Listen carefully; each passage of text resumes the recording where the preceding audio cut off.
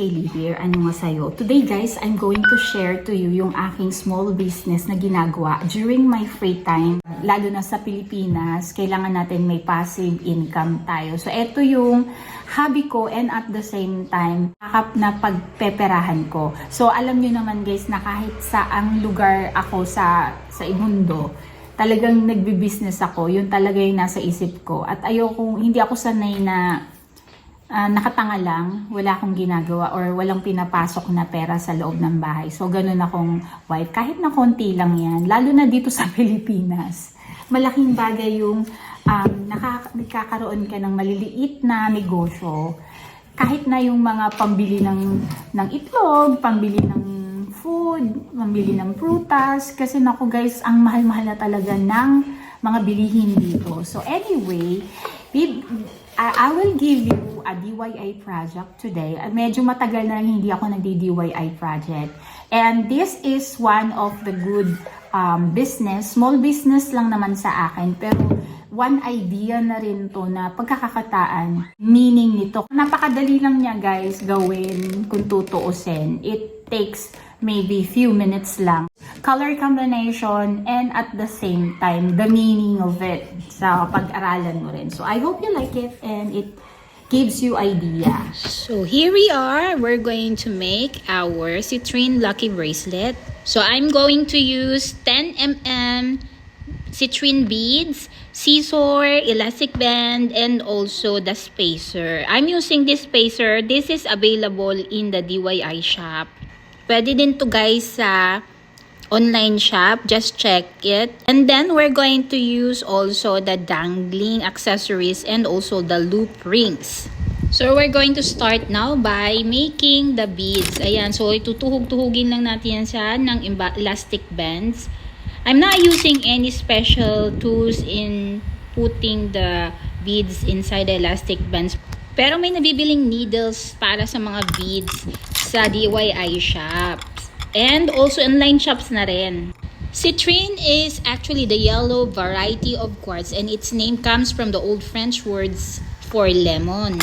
It was warm color and it's said to be a gift from the sun, making the golden gemstone perfect option for brightening up a typically chilly autumn month.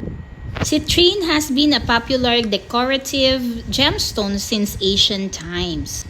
The vibrant yellow hue symbolizes sunlight and optimism, making the powerful stone for bringing financial abundance and good luck.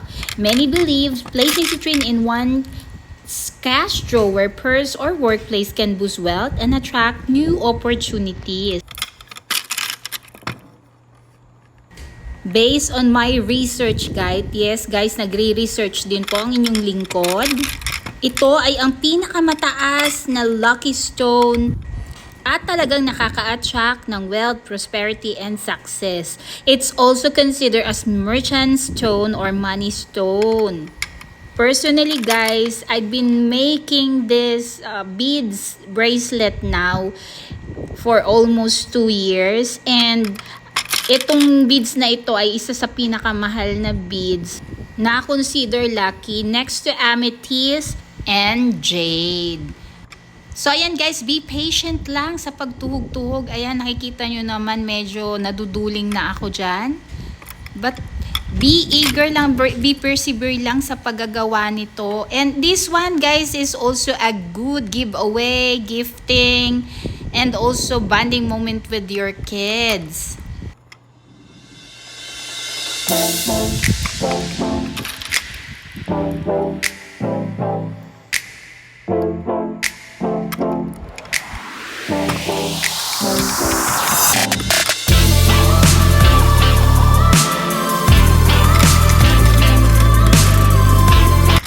After achieving the desired length and size of your bracelet, you're going to put in the spacer and then tie it 2 times and then hide the knot inside the spacer or inside the beads. That's what I'm doing every time para maging neat finish yung ginagawa nyong bracelet.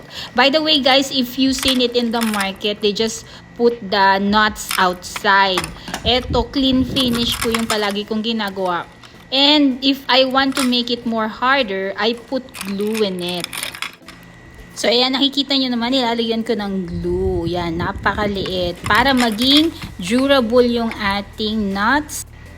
And clean finish. Ganito yung mga ginagawa ng mga Korean na gumagawa ng accessories. Talagang ginagawa nila ng paraan na ma-hide yung ganitong nuts. Pero pag nakikita mo sa market dito sa Pilipinas, naka-out lang yan at hindi mo makikitang talagang hinahide yan. Ito talagang tinatago ko, talagang binibigyan ko ng time. That's why it's handmade, made with love and care.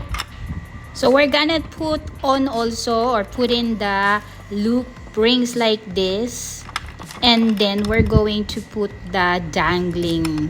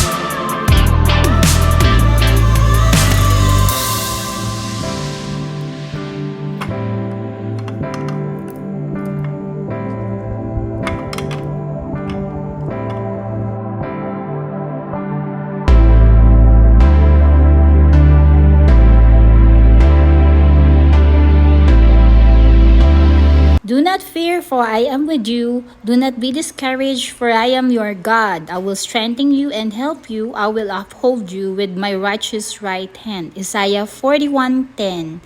I hope you like my videos. God bless you.